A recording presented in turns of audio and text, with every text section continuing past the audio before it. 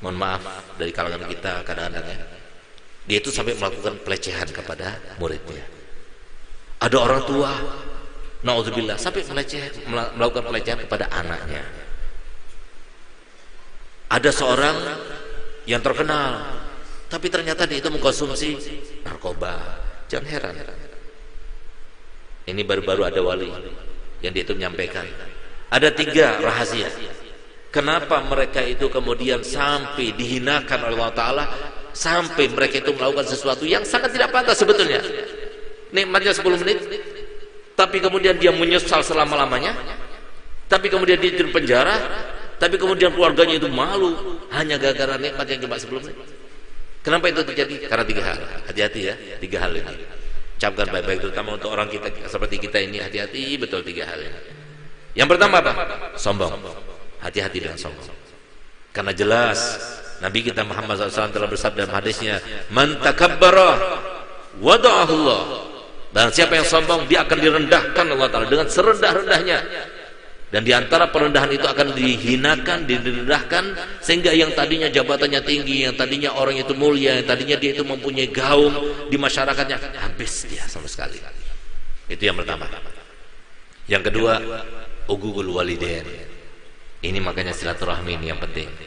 Orang yang durhaka sama orang tua, termasuk orang yang durhaka kepada mertua, termasuk orang yang durhaka kepada guru-gurunya, hati-hati. Nanti Allah akan merendahkan dan Allah akan memberikan azab di dunia, bukan sebelum di akhirat. Kata Nabi Muhammad, tidak dimajukan azab di dunia sebelum di akhirat kecuali uguqul walidain. Sehingga kalau orang sudah durhaka sama orang tua, hati-hati. Mohon maaf, kalau antum semuanya anak-anak nih datang kepada kita sebagai orang tua, "Bi, kamu ridho nggak sama aku?" Pasti orang tua itu matan ridho. Tapi tindakanmu, ucapanmu, dan mungkin keadaan yang tidak enak yang kita lihat itu menjadikan kita itu jadi marah, jadi berpaling, jadi tidak ridho dalam hati. Walaupun itu karena rahmat daripada orang tua, itu tidak ditampakkan atau dikatakan aku ridho, padahal enggak. Nah, itu hati-hati. Cari itu. Anak-anak, terutama para laki-laki ya, itu ridhonya orang tua itu adalah barometer ridhonya Allah Subhanahu wa Ta'ala. Dan jangan sampai lupa, guru dan juga mertua itu juga dicari ridhonya, karena mereka itu termasuk aba kita. Ini penting.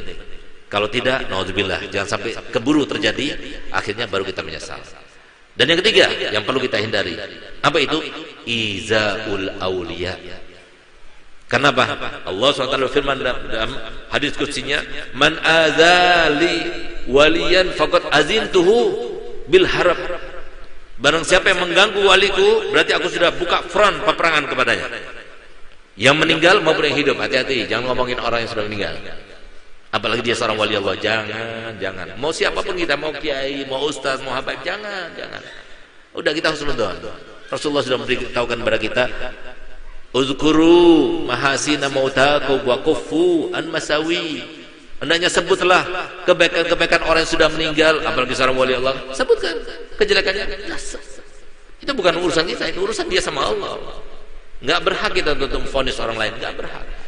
Dan termasuk di sini aulia Allah itu siapa? Aulia Allah itu adalah para habaib, anak cucu Nabi Muhammad.